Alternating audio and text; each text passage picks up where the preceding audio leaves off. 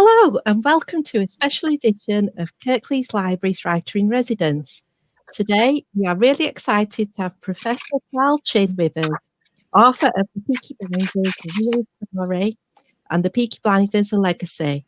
And we also have Christina Longden, our very own Writer in Residence. And there's Ruby as well, Christina's daughter. If you would like to ask Carl or Chris any questions during the session, please just type them into the live feed on Twitter or Facebook. Thanks very much. And over to you, Chris. Thank you, Nicola, as always, for doing a great hosting session. If we're all looking a bit frazzled, it's just because we've had technical issues. But we're going to do this session. I'm just going to do this really organically because Carl and I haven't seen each other for years. So he's going to be talking about his research. We're going to be asking him questions about the Peaky Blinders, asking him questions about writing. So we're going to try and do it a bit more like a bit of a chatty chat session. Carl's also got photos and information to share with you on the screen. So that's when we'll grab Nicola back and we'll all start shouting at Nicola to move the slides along. But just to begin with, I just wanted to thank Carl because he endorsed a book that I recently wrote about my ancestor, Robert Rashid Stanley, who came from the same era that we're going to be talking about today, late Victorian England. But I loved the endorsement that he wrote for this book. It wasn't about the book, it was about kind of about the book, but it was about why history matters. So I'm just going to read you that as we begin. History matters. It matters because we are who we are and what we are, not only because of our own personal history, but also because of our familial, local, regional, national and international histories. History matters because it teaches us that life is not about me and I, it's about we and us. History matters because it belongs to everyone and not to one person. History matters because it brings to the fore continuity and links the past, the present and the future in a vital chain. History matters because it brings together the local and the global, and through so doing, it calls out to us of the need to understand, respect and embrace those who may appear to be different to us. For through knowing our histories, we recognise the commonality of the peoples of the world. History matters because it's not only about the past, it is about making the present and shaping the future in a more inclusive, caring and appreciative way. I thought that was great. So over to really how Carl and I met many years ago now. I'm not even going to give a date because then everybody will start guessing our ages, which is a bad thing. But no, I met Carl when I went to the University of Birmingham and I decided to study history. And I was very close to dropping out in my first term because I've shared this in a talk before, but I just completely felt like a fish out of water. I felt like I couldn't relate to anybody.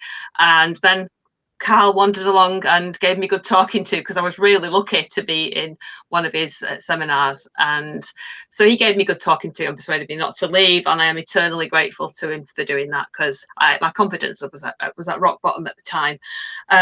So when I met Carl, Nicola, do you want to put up these hilarious photographs? Many years ago, we're on a pub crawl organised by Carl for Ansell Brewery. So there's a few of us who had the pleasure of being taught by Carl way back when. And the thing about what I learned the most, I think, from Carl was, I was just saying before we started this session, it was the first time I'd ever heard somebody talk about a city such as Birmingham in an incredibly inclusive way. So he talked about immigration, he talked about outsiders, he talked about, people who were excluded from society, but basically how much everybody that came into the great city of Birmingham relied on each other, and the economy, and he just put it all together for the first time. One thing he did talk about was the Peaky Blinders, and it was only many, many, many years later when I saw a certain TV series and I suddenly thought, hey, hang on a minute, I'm sure Carl talked about one of his ancestors being one of the Peaky Blinders, and I watched the Peaky Blinders with, I suppose, a bit of a historian's eye, and I knew a little bit about the area, and I kept thinking, I'm sure this isn't quite accurate. And my daughter, kept hitting me around the head saying, "Mum, it's not meant to be accurate. It's not a historical documentary." So that's really where today's session comes from. We're going to be exploring Carl's research, and we're going to be talking about our preconceptions of gangs a bit later on as well, but also about the TV series and what we all kind of got out of that. So hopefully it'll be a fun session. And if people have questions, please send them in to us, because we really want to have people's thoughts and their questions. But I'm going to head over to Carl now. I'm going to ask Carl to tell us a little bit about your background and what drew you to getting into history. Thank you. Now, I know Christina, not as Chris or Christina, but as Tina, so you'll have to forgive me if I keep on calling her Tina. And I do want to say to Tina and all the other students that I taught in adult education at Faircroft College and at the University of Birmingham, my first few years there in 1991, 2, 3 and 4, and a bit afterwards, how much I learned from them. As a teacher, you're always learning. It's not about you only being the person that can impart information. It's about understanding, appreciating the background, the point of view, the approaches of the students, and learning how to take positively from that and to become, hopefully, a better teacher. So thank you to all of you. I know some of my ex-students are with us this evening, and I owe a debt of gratitude to all of you. My own background. I was the first one in the family to go past 15 at school. Well, 16 at school. Dad left school just before his 14th birthday, like Tina's dad. I left school to go to university. My mum left school at 15. My great-granddad Wood, whom I knew as a child, left school at 8 to work on the boats. He was a boatee. The family were barge owners in Tewkesbury on the River Severn and the River Avon. Aunt Nan left school at 12. She was the oldest in the old Birmingham dialect, and the word I'm going to use now is not a term of insult in Birmingham, the Black Country, Stoke, the Forest of Dean. Aunt Nan was the oldest wench out of 12, and her job was to mind the babbies. So I grew up very fortunate in that I had an opportunity to have an education. The reason that I had that opportunity was that Mum and Dad did well. Dad was an illegal bookie, and my granddad Chinn started as an illegal bookie back in the 1920s. I don't know, Nicola, if you could put up slide number 8, just so I can show people my granddad Chinn, where he used to take bets in Spark Brook. So the family, we grew up well off. We were prosperous. Lovely, that's it, number 8. That's my granddad there on the right as you look at the screen. He's standing outside a pub called the Gate Pub in Studley Street. That was our dad's street, where my family had lived on and off since the 1870s. The bloke next to him was a man called Teddy Gustry. He used to take bets for granddad illegally at the carriage works, the cleaning works of the Great Western Railway in Tyresley in Birmingham. Granddad had been in the First World War. He was an old contemptible. He'd served with the 2nd Battalion, the Coldstream Guards. And then in 1922, he started taking bets illegally. On the left-hand side, as you look at that photo, is an illegal betting shop. They weren't shops. See where they're, let me just show you just there. Can I do that? Yeah, there we go. Just there. A man used to stand between 12 and 2 and take bets. And that's when it would end at 2 o'clock. That was the picture of a woman called Rose Pickering in Darwin Street in Birmingham. So Grandad was an illegal bookie. Dad took over in the early 50s. Mum was a factory worker. Dad was doing very well in business. So we grew up well off. And I came from a family, though, that drilled into me the importance of knowing where we come from and being proud of where we come from, and of realising how fortunate I was. Mum's family still lived in back-to-backs in Aston, and then moved to big council estates, Pipe Hayes, King Standing, Castle Vale. Dad's family were better off being ex-bookies, but they were also very working class in attitude and culture, all the more so as Dad's occupation and Granddad's occupation was illegal until 1961. So I grew up with a very strong sense of place, a strong sense of identity. Mum was very, very proud to be a backstreet wench from Aston in Birmingham. Dad was very proud to be a backstreet kid from Spark Brook in Birmingham. One from the north side, Mum north side Birmingham, Dad south side. So I was fortunate in that to have that balance. And both families were boisterous, fighting, but told stories. And that, Tina, is where the love of history comes from. The stories that Mum and Dad, Nan, my granddad Chinn, my granddad Perry, my great uncle Bill, my great aunt Wynne, great uncle George, and other members of a big extended family told when they all met up. Oh, thank you, Carl. Thanks for explaining that, because it's something we never get to find out about when we're studying, you know, with somebody like yourself. Because I've just said before, you sort of we get launched into the syllabuses at universities or at sixth form college or wherever. You know, never get to find out about why somebody else is attracted to studying something like history.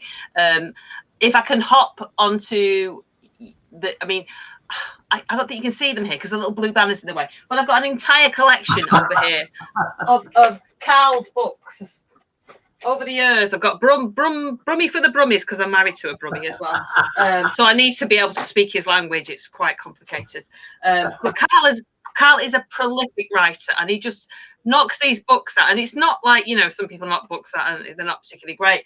The level of research, I mean, this looks like it should be some kind of a, you know, a very quick read. It is the most incredibly detailed research that I've read in a long time, and it's beautifully written as well. It's very captivating. It's just fizzing with energy, like Carly's. And I just don't know how you managed to do this. And were you always attracted to actually doing the research? Because you're brilliant at talking to people and you're brilliant at drawing out stories. The one thing that I do remember is one of the books that we looked at, which was the lives of the women, the urban poor women. You're fantastic at talking to people and capturing the stories. Just to ask you a little bit about the writing process for you and the research process, could you just maybe explain for us how you do it? Because you obviously do it very well. The writing, I didn't plan to be, I always was interested in history. And it was, as I mentioned, from the family stories. I think I was very fortunate in having a family on both sides that told stories. Grandad Chinn was born in 1891. I remember sitting on his lap and him telling me stories. He was a late Victorian. My nan on my mum's side was a big influence on me.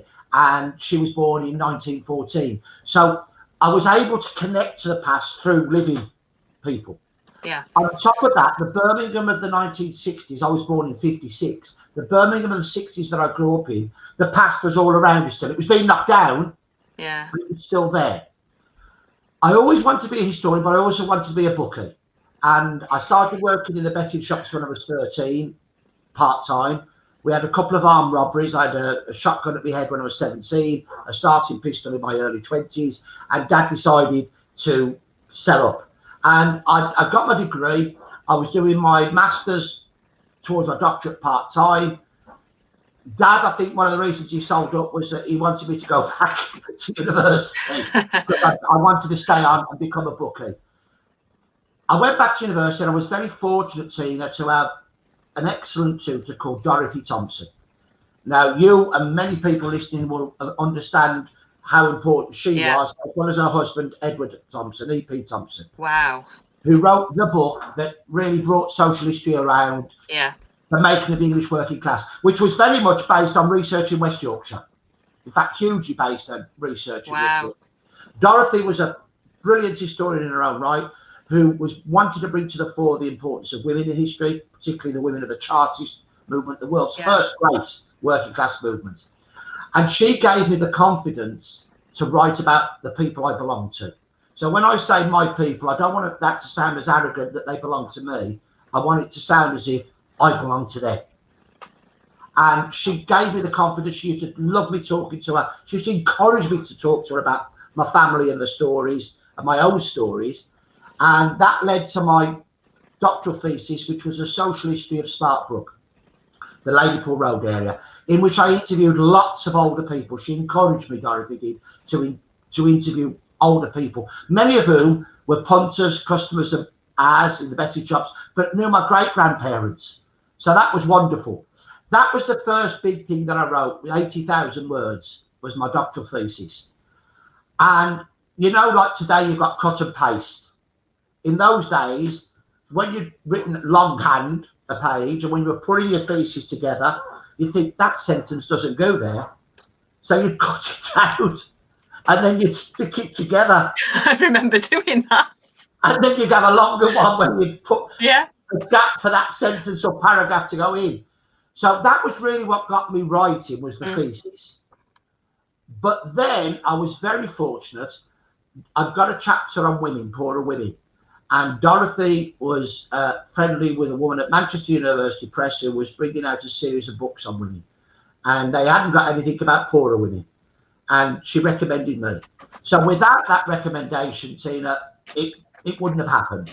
Dorothy was a major influence on me, along with my family. The writing process, I love the research. I really get deeper and deeper into the research, and you go off on side tracks and down cul-de-sacs, and you come back and you go up an entry, or what you lot would say in Yorkshire again. Would that be correct? Oh, yes. Again, or a circuit, yeah. And that's what really led to the first book, They Worked All Their Lives. I got the title from an old man, and I was interviewing him. I says, "What did your mum do?" And again, using that word, that is not an insult for Brummies and Black Country older people. He says, "Carl, a working class wench worked from the moment I could walk to the moment I couldn't walk. And no truer words were ever spoken. Women didn't have days off. Poorer women never had time to themselves, hardly anything. It was graft from the moment they woke up to the moment they finished to keep the family going." And that's where the title of that book come from. It was based on a lot of research, looking at the poor from outside, from middle class reports in the 1870s, 80s onwards. But I brought in a lot of oral history as well, because I wanted people to speak for themselves and to show that the poor were not victims. They fought back against an unjust society. Thank you. That explains it very well. And you know, I remember at the time thinking how unusual it was, a man in particular writing so well and being so enthusiastic about women's lives. You know, I know this from my own, you know, the women in my own family's background, but to have it validated by somebody at the level, you know, that you are at and at university was you know, quite astonishing. And again, it's something I don't even see so much these days, actually. I think, you know, again, you were very much ahead of your time with all of this. So it was very interesting. I could just jump in quickly there, because women have been a powerful influence in my life. You know, in Birmingham, you don't say you're going home to your parents' house. If you're from a working class background, you're going home to our mums. I'm sure it's the same in the rest of the country. We say mom instead of mum or nan. Yeah. You know, we say mom. You go to our mums. That book was dedicated to our mum. It was dedicated to my nan, and it was dedicated to my two great grandmothers. And I remember giving a talk at the University of Lancaster based on the book, and I took some stick from some middle class feminists saying that, you know, as a man you shouldn't be involved in writing about women's history. My answer was, if men don't change their attitudes, how can we make a better world? And there was a group of older adult students, adult education, they'd come to university life later, and they were all from working class backgrounds, and they stuck up for me and they took me out for a drink afterwards, and I was always grateful for them for looking after me that evening. Well, I think it's people like that make all the difference in your life, isn't it? And it's the interesting bit is just on the Peaky Blinders series, Stephen Knight, who was the creator. This is the Peaky Blinders book, but this is like the little Bible of the TV series. And it's interesting because I was very curious what his relationship was with, similar to you know, who were his people? Who do you count as your people in your life? You know, your roots. There's been a lot of criticism, and I think, you know, Mrs. Thatcher was one of the ones, and John Major, who started talking about there's no such thing as class anymore. So there was almost this element of, if you start doing well and economically you rise above what the traditional, you know, the blue collar working class people, you're no longer of that class. And I think you were the first person ever, and I think a lot of people that I know now, you know, in my own social group, have never really been exposed to having these discussions about class the way that we were lucky to have them with you way back when I was a teenager. It's interesting that Stephen Knight actually says, you know, as far as he's concerned, he's read histories of the Peaky Blinders, but that that doesn't mix with the stories he was told by his family. And I thought that was quite interesting, because he also says that, you know, the histories of people of the working classes, if it doesn't fit with what a middle class or an upper class historian has written about the time, it gets forgotten.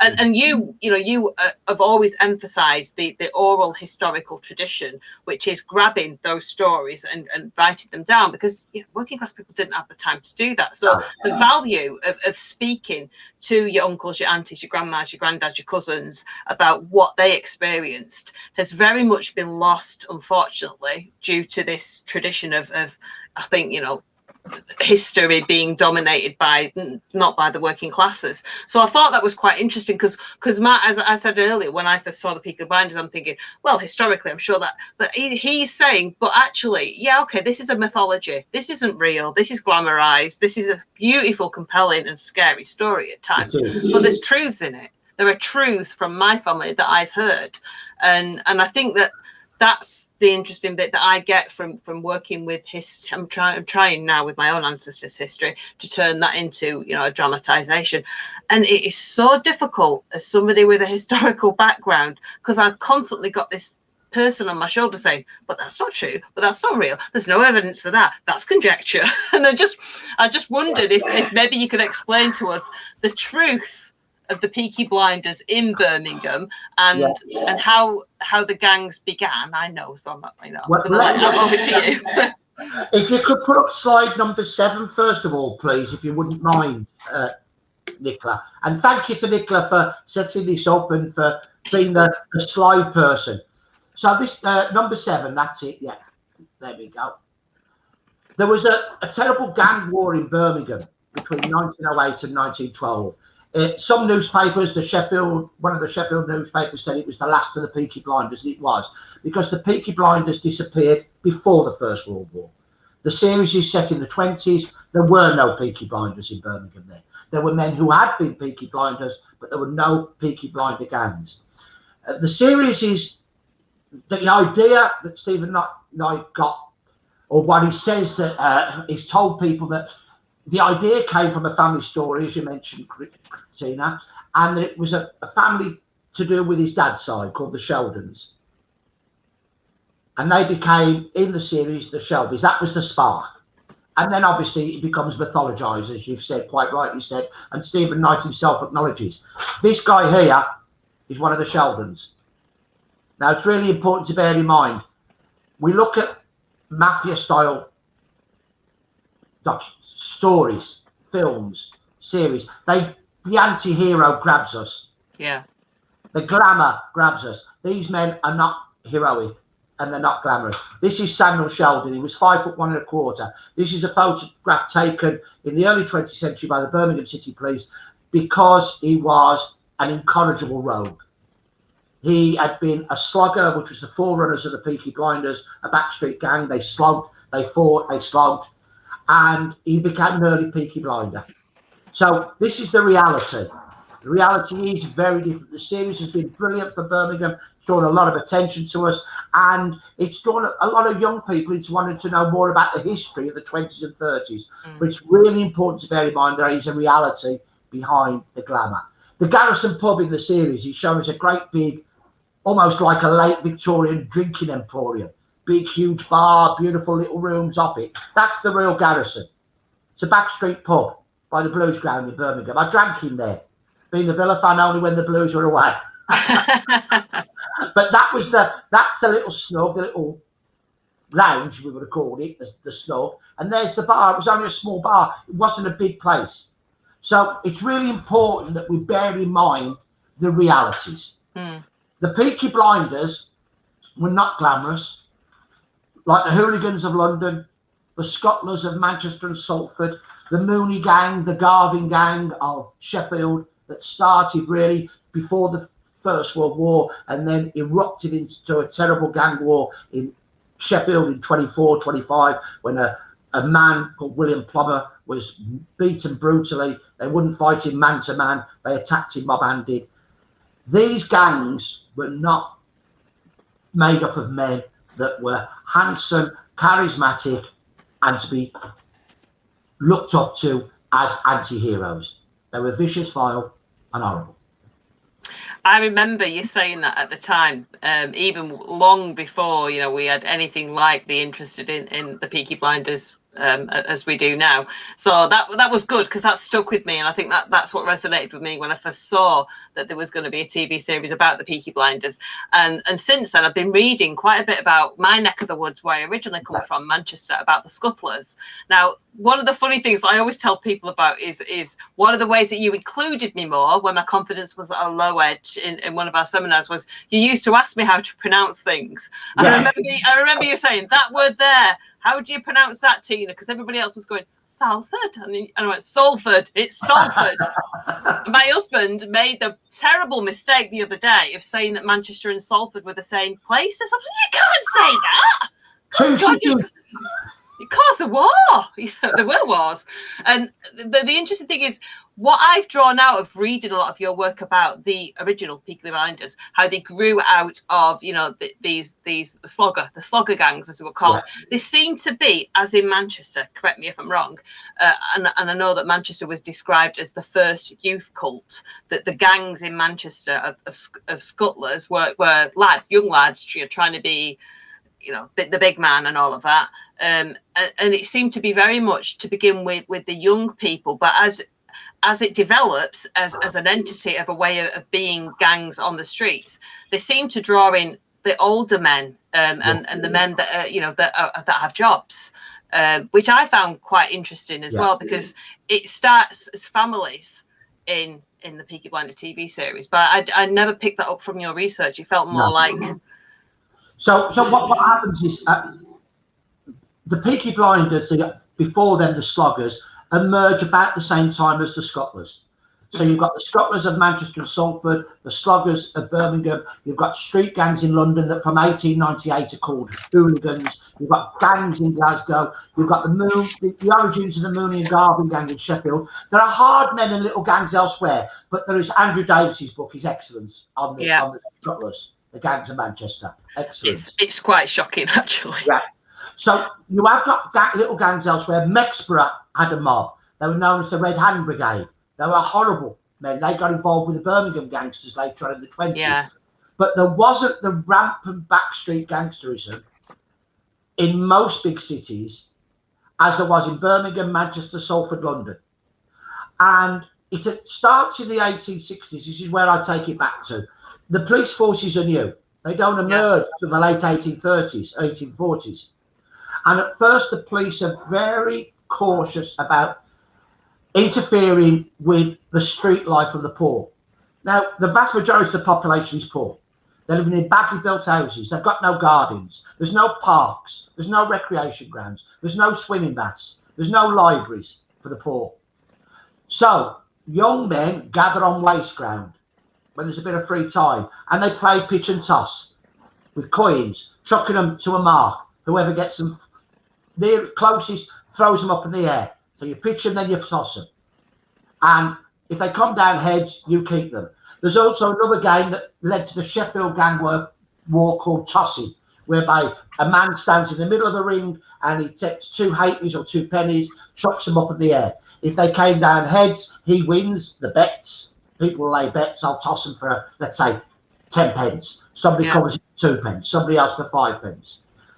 They're gathering on the waste ground. They're also they're engaging in illegal gambling.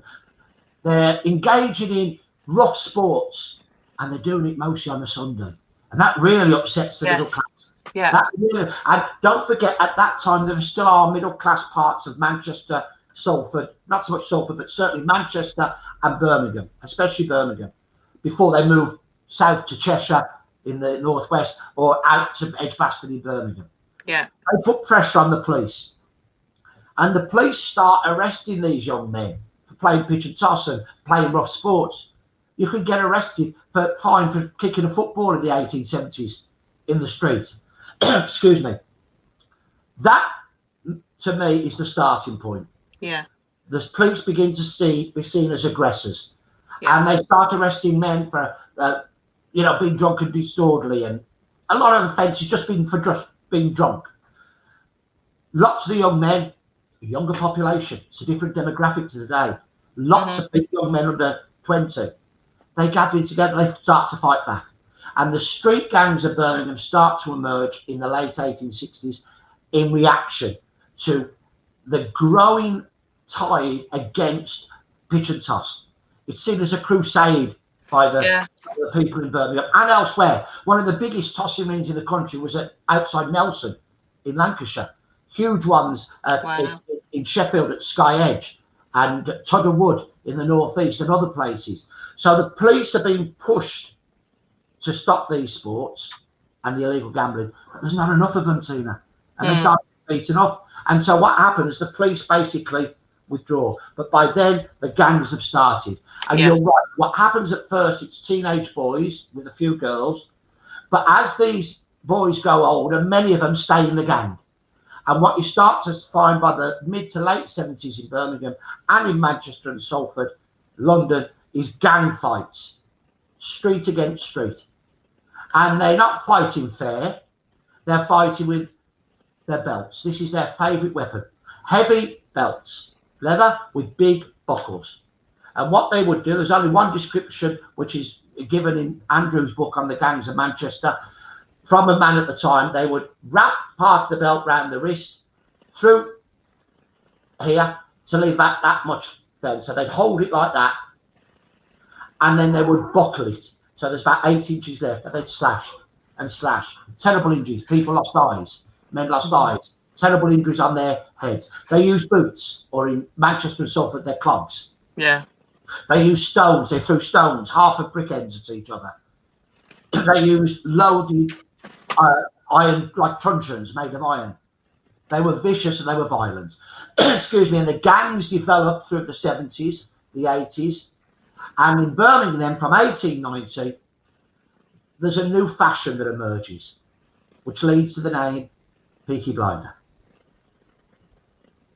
Thank you. That explains it very well. I mean, I noticed in my own research, when my great-great-granddad was made a magistrate, I noticed that he was sending people down for tossing on the moors, and it was a Sunday, so we'd give them even longer. But one of the interesting things that he asked, because I could only get any information, again, working class background, there's nothing written down, we don't keep diaries, we don't have time for that kind of thing.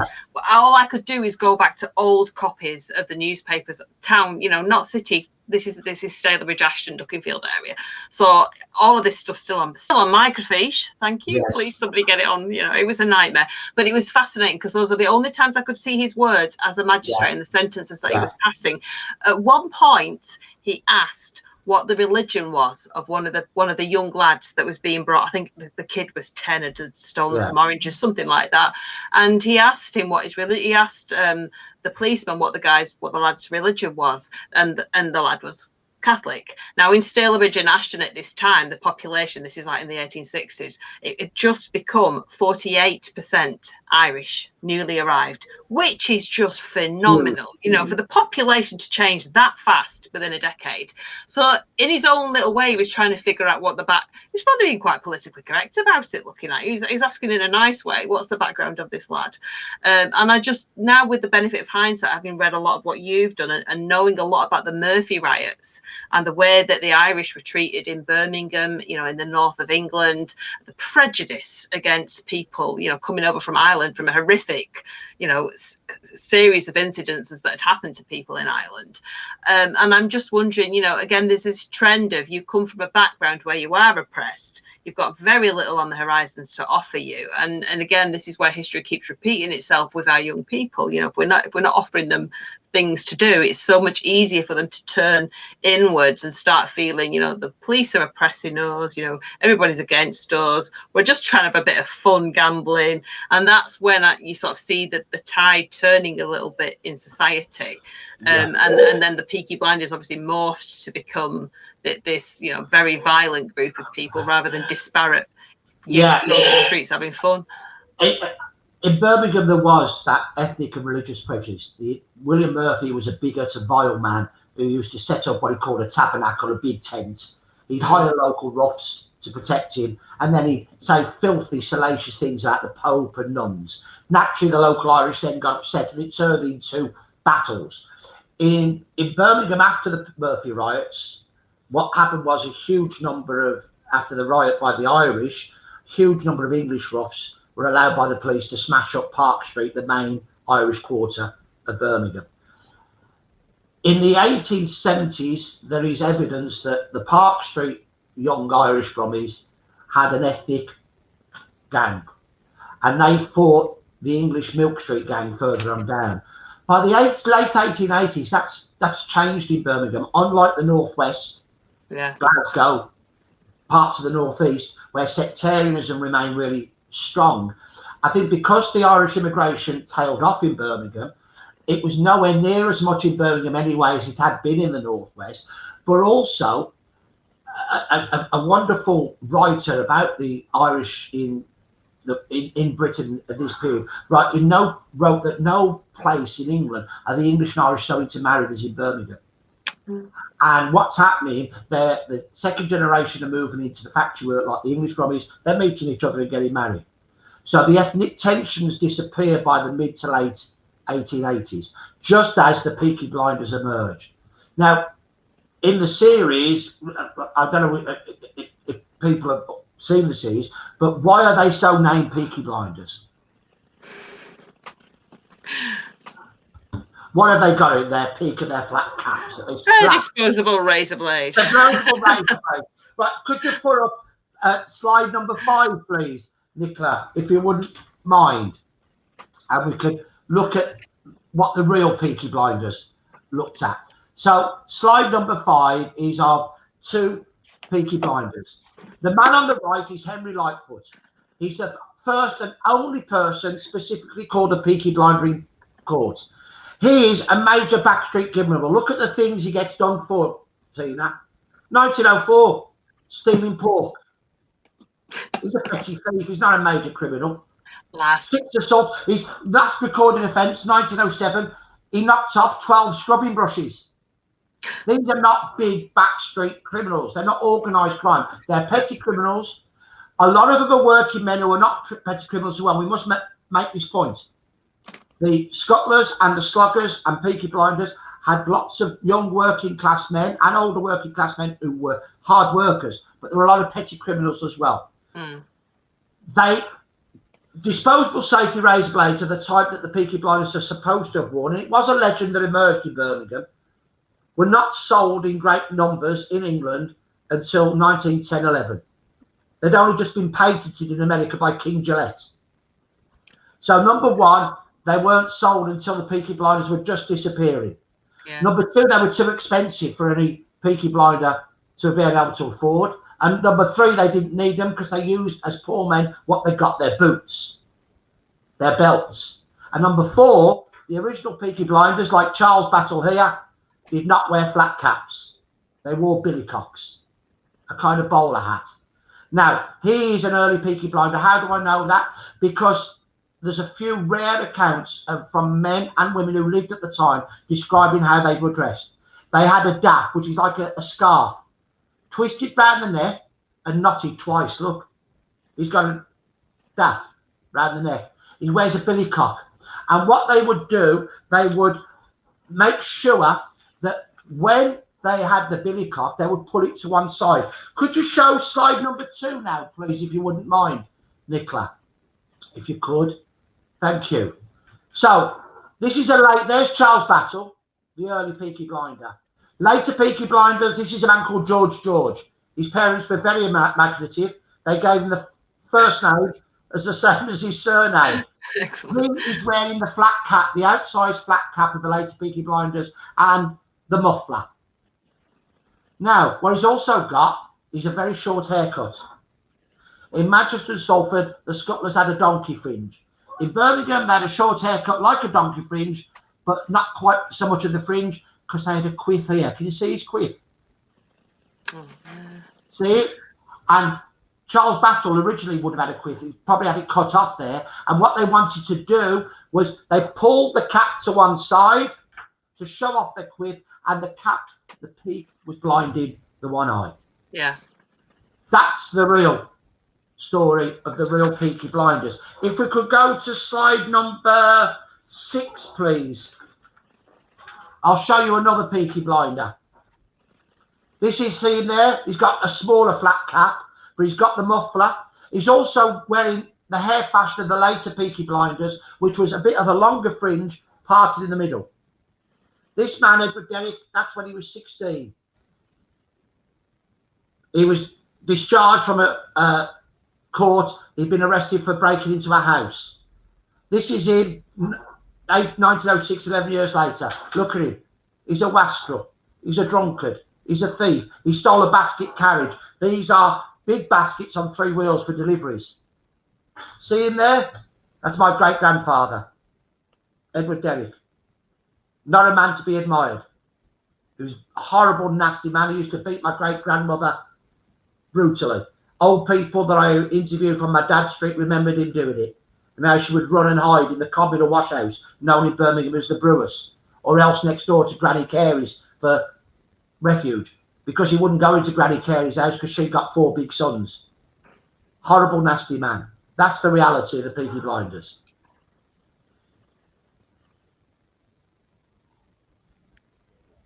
Thanks, Nicola. Thank you, Carl.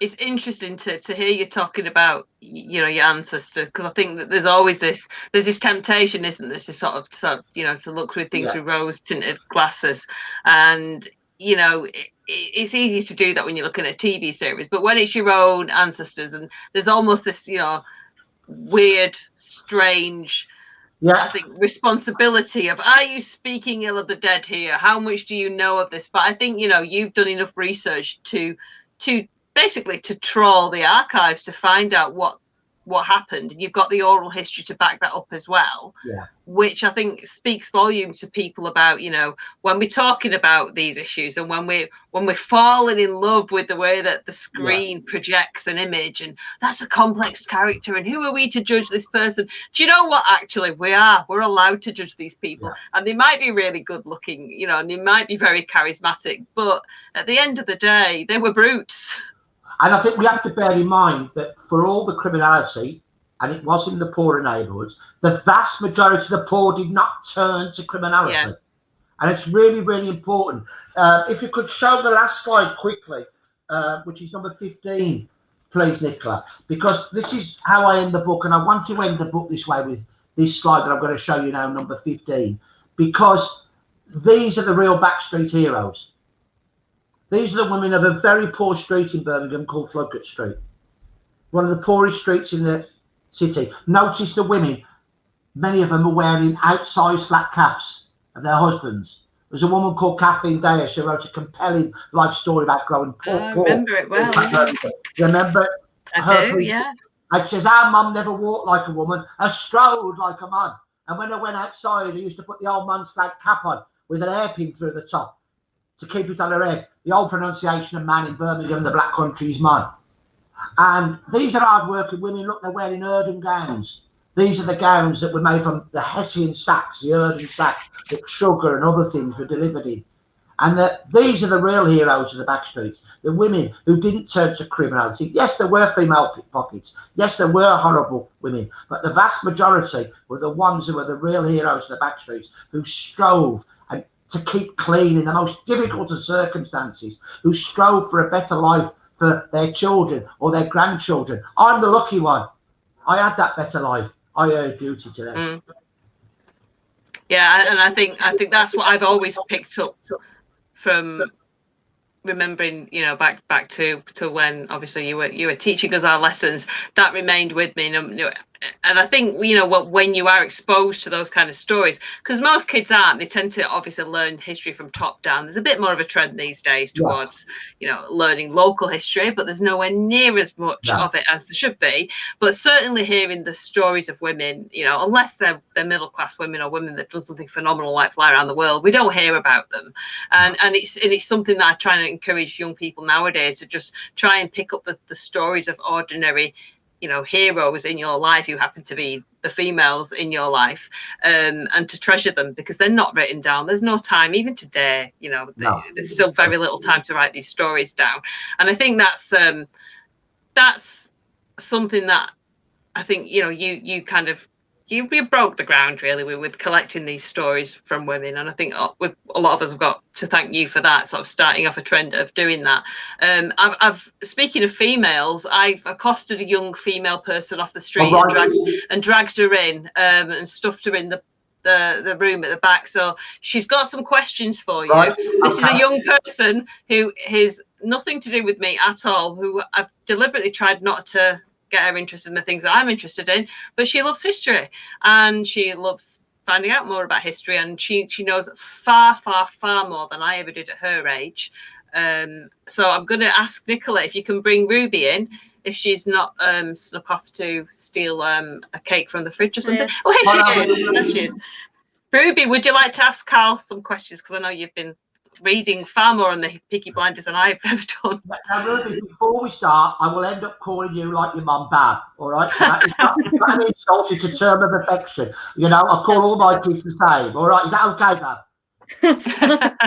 Thank you. Right, fire away.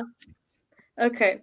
So when you first found out about the series, and if you've watched any of it, were you as a historian, were you a little bit disgruntled that it wasn't completely factually correct, or did you kind of accept the fact that it was going to be a dramatization?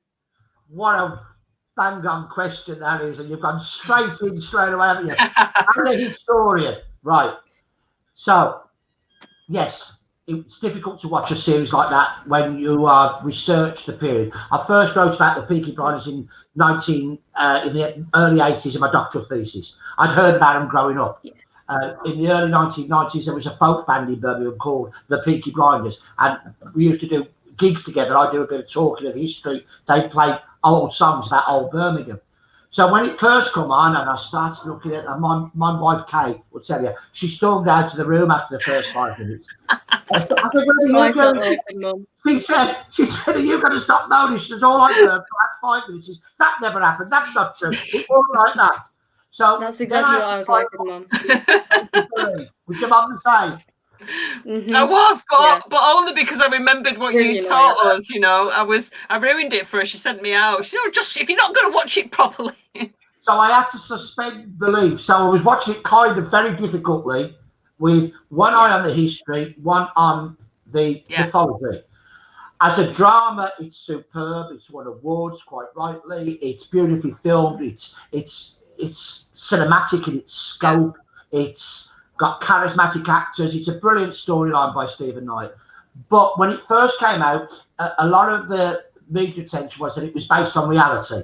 And I think myself and other historians of the period were just trying to say, no, it wasn't like that. I think now, people realise it's mythologized, so that's good. But there's a deeper question there, is that gangsters shouldn't be admired. Yes.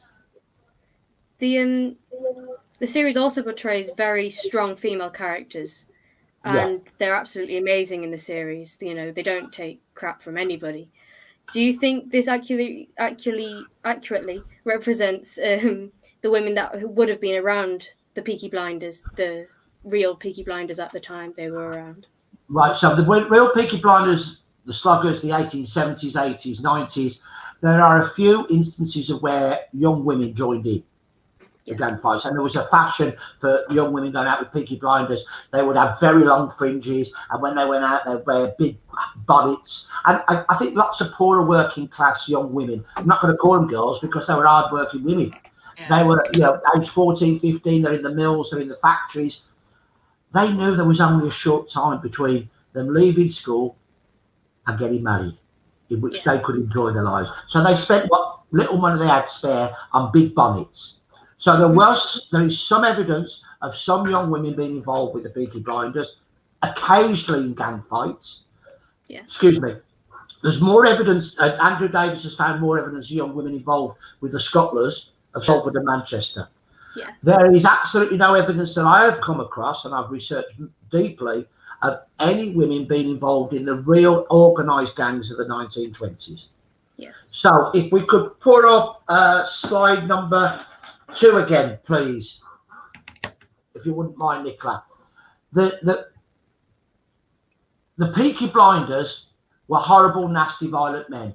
Some of them, though, went on to become major gangsters, only a very few. And what happens is they move onto the racecourse as racecourse rogues from the 1870s in Birmingham. And they blackmail bookmakers for protection money. They pickpocket people. They cause mayhem. And one of the first leaders is the real Billy Kimber. And in the series, if you remember, Billy Kimber, series 1 is portrayed as a small Londoner. He wasn't. Yeah. That's him.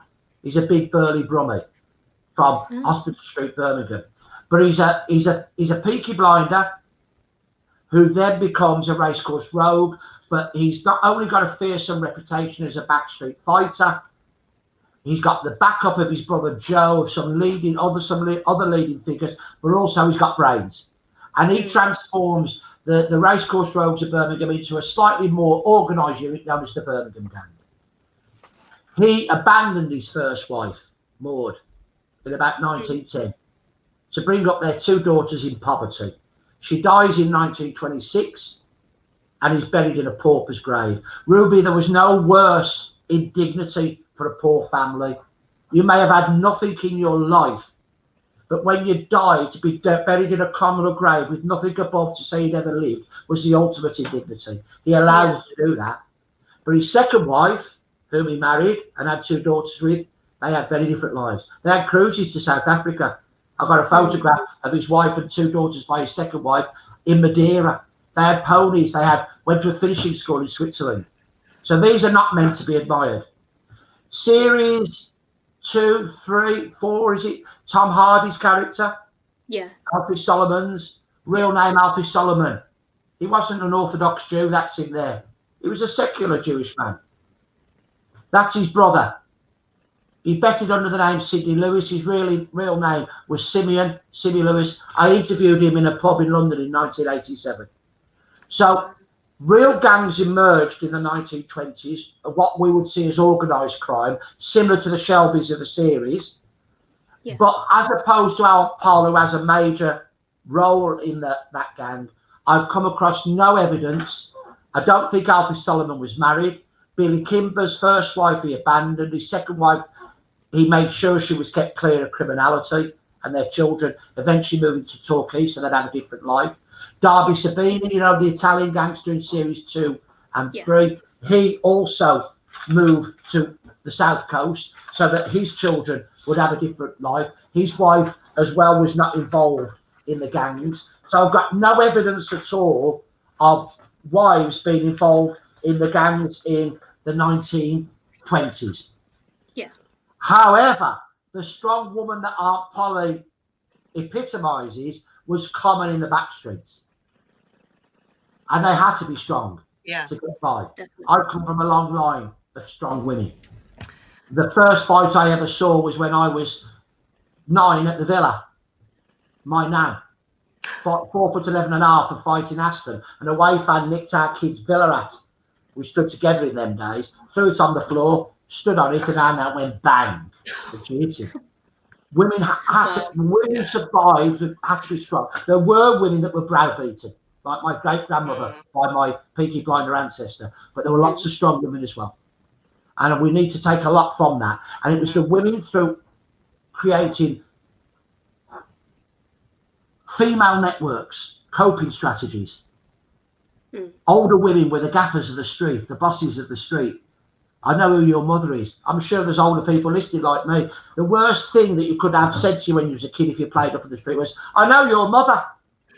Because you'd be scared of that. Knock on the door. So yes, there were lots of strong women. Sorry, that was a long answer to your question. No, it's fine. I think Ruby's got one more related one, haven't you? Just one more, yeah. Yeah. So gangs in today's society is still a very big issue. Do you think there's anything from your research that we could learn to prevent gangs from being over-glorified nowadays? Oh, that's a really, really important question. I am involved with lots of schools in local history projects. Local history projects that reach out to the world. Because as Tina mentioned earlier on, for me, local history isn't just about the local space. It's about the people who've come here to the local space. It might be families like mine who've been in the same area for 200 years, or it might be a new family that's moved from Somalia or Iran or wherever it may be. So stories, local history ties us to a place, but it also allows us to move out and show at that commonality of interest. What I find in going to lots of schools is too many lads are engrossed by the glamour of gangsterism, which is portrayed so successfully in so many films. Look at the Godfather films, the Mafia style films, that they show them as the only people that have got respect, that wear good clothes, that have smart cars, that have beautiful women, all those kind of things. So yes, there's a danger there. And what we need to do is challenge that image, but at the same time, we've got to provide facilities for young people, not just lads, but young women. We need youth clubs. What the reasons that the Scotland's in Manchester and Salford and in Birmingham declined were, one, stronger policing. Two, in Birmingham, the confidence that poorer people who've been persecuted by the gangs had in the police looking after them now for a change. Three, youth clubs. Football clubs. Football started. Boxing is starting. It's taking them off the streets. It's giving them a purpose. And in this last recession, or this last pandemic, the recession before it, when we had, the banking crisis, we lost too much. And we've got to give young people hope. That's not to excuse criminality, but it's to understand that we need to give young people hope. Yeah, and to know that they belong to a place. Thank you. Yes. Thank you. And they have a future. Without having to get up to mischief. Thank you. Nicola, I think we've got to wrap up in a minute, haven't we? Have you got anything questions? There's a question. There's a question for Ruby. Okay. Favorite Peaky's character? I really like the younger characters because they were kind of born into that. They were born into the family and born into that kind of lifestyle. So they didn't really have a choice but to be part of it. Whereas the others, they set it up in the series. They kind of set up the Peaky Blinders. So I think characters like Finn and Michael had a choice, but he still decided to come up with it, go with it. And I think especially Finn, he doesn't like it as much. He kind of knows the reality of it because he's experienced it from such a young age, but he still goes with it. And that makes me feel quite sorry for him, but also find him quite admirable at the same time that he sticks with it. But I also just feel very sorry for him at the same time. Yeah. So yeah, probably the younger characters. Do I know Peaky Blinders like him? No, because the Peaky Blinders disappeared before the First World War. But I know of my great-grandfather. Yeah. I was told stories about him growing up, which tied in with the newspaper reports about him. So, yes, and it's not just him. There's other people that have contacted me about people I've mentioned in my work who are descendants of real Peaky Blinders. Question. Great question there. Do you want to read it out? How do we ensure the voiceless of today's society have their stories told, Carl? Kirsty, that's a really important question because it's the same question that would apply to the voiceless of the past. So what I would say to younger people is that you've got your smartphones, most of you, hopefully, as long as you can afford them. And obviously, that's another problem, is that there's a lot of dads can't afford these kind of modern technological advancements that so many take for granted. But if you can, record the older people in your family. Sit down and talk to them. And they'll say, oh, you don't want to listen to me. And you might go, no, I've heard it all before. And they might say, well, what do you want to know? Start off with broad general questions. Ask them, tell me about your childhood. Tell me about the games that you played.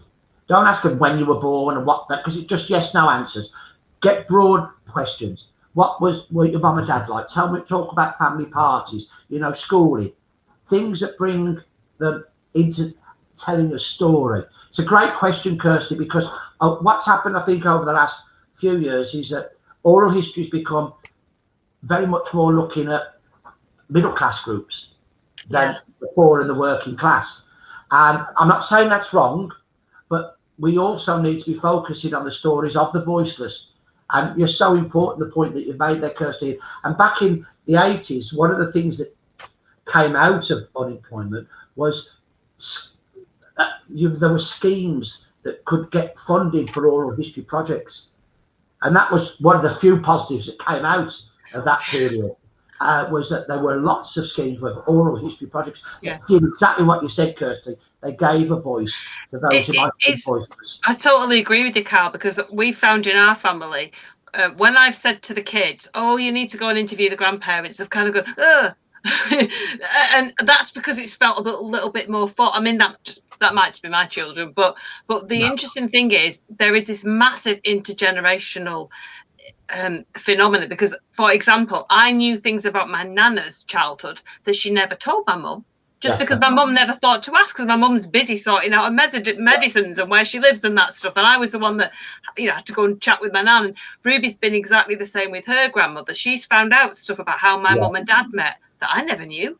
And I think that is the blessing of having grandchildren, and of being close to your grandchildren. And even if you're far away from them now, you maybe not seeing them for a year or something awful, you can still have a chat and have a natter and just mess around and find out information. Yes, record it if you can. I managed to do that with my granny before she passed away. But I absolutely back up everything you say there, because these stories, we're not going to be able to capture them again. And once they're gone forever. But you're right, that gap jump between parents and grandchild is really important, because your nan and granddad will open up more to you about perhaps private things that my nan did with me. So it's really, really important that we get that bond. But just on that point, I started out as an oral historian thanks to funding through libraries. And that's why I was honoured to be invited by Kirklees Library this evening, because I was out of work in the 80s. I couldn't get work. I had nearly 2 years on the dole. They sent me for a retraining scheme after I got my doctorate. And then I went on the enterprise allowance scheme as the only self-employed historian in the country. So it's really important. Libraries were crucial. And the libraries are in the communities. Coming back to Kirsty's question earlier on, they are the places where we should be setting up oral groups and memory groups, because it doesn't just have to be oral history. It can be writing, it can be poetry, it can be rap for younger people. Do you know what I mean? History can be told. It can be, photographs are so important. And it's a massive working class tradition, which was even before we had the public libraries. It was all about self-education. It was about meeting together and somebody reading from the newspaper and having an argument and a discussion and a debate, knowing more about the world then than working classes do now. Even though we have the internet, there was this huge rich tradition which I've been finding out recently in my own research. It's just knocked me sideways, this, because I never realized just how well informed working classes were. And let me just give you an example there, of the way that we can be excluded from our own history. If you pick up most academic books, they will talk about autodidacts. Why don't we just call them self-taught? Yes. I remember exclusion. When I was handing in my doctoral thesis, and it was the day before, I went to see a smashing chap called Dr. Ben Benedict, who was one of the main librarians in the Heslop room at the university at that time. And I said, would you just check I've done all my notes right? Because I really, you have a guideline, but you don't know if you've got them right. And I picked it up later. He says, Carl, when you keep on saying that you've cited something, how do you spell it? I said, well, I've seen it, so it's SIGHTED. I went, no, it's CITED. Yeah. I didn't know. Nobody had taught me that. It was a new language that your mum, me, and others from our background had to learn. And that's why it's so important that there's that big door of prejudice against working class young people still. And we've got to push it open just a bit and push it again so that your generation can knock it down and break down all the barriers of prejudice, whether it be class, racial, gender, sexuality, whatever it might be. Thank you. That's perfect. And I think I couldn't have ended on a better note there. That's brilliant. Thank you, Carl. I don't know, Nicola, if you wanted to sum up for us or. Yes. So what we got next is an opportunity to win a signed book, Peaky Blinders book. So here is the question. I'll put it up on screen. In what year was the name Peaky Blinder first used in the press? So there's three options. Was it A, 1860, B, 1890, or C, 1920? So if you know the answer to that question, if you can email your answer in to read@kirklees.gov.uk, and the first person to email that to me can win a signed copy of the Peaky Blinder book, Carl's book. Fantastic. Okay, all Thank right. you. Thank you. Can I Thank you very much. all three of you? Yep. Nicola for all the technical side, Ruby for your penetrating questions. Follow your dreams, Bab. And Tina, it's been such a delight. It really has been bang on, been magic to see you. I'm going to tell you how many years now. 1994. And as I said right at the start, I learned so much from you, and it meant a lot to me. No, thank you. Well, I think you know, when you've had a fantastic education, you feel compelled to pass it on to others in different ways, and hopefully that's what we're doing today. We're just encouraging other people, you know, whatever your age, go out there, be curious, and you know, do your best to educate yourself and reach out to other people, because that's why we have like the libraries, you know, that's what it's all about. And these sessions are brilliant because they get people thinking about stuff a little bit more, and maybe realizing they're not on their own. You're really not on your own. Thank you for listening. I hope it's been all right for you. Thank you. It's been fantastic. And we've got another session coming next month. It'll be the first Thursday of next month, which isn't Carl this time, but we're into Fair Trade Fortnight, so that's what we'll be doing next, isn't it? And thank you to Bernie, who's one of my wife's best mates, for saying well done. Thank you, Bernie. Oh, thank you, everybody. Have a lovely evening, everyone. And thanks for watching. And remember, your stories matter. They do. Yeah. Ta. Thank you. Bye. Bye.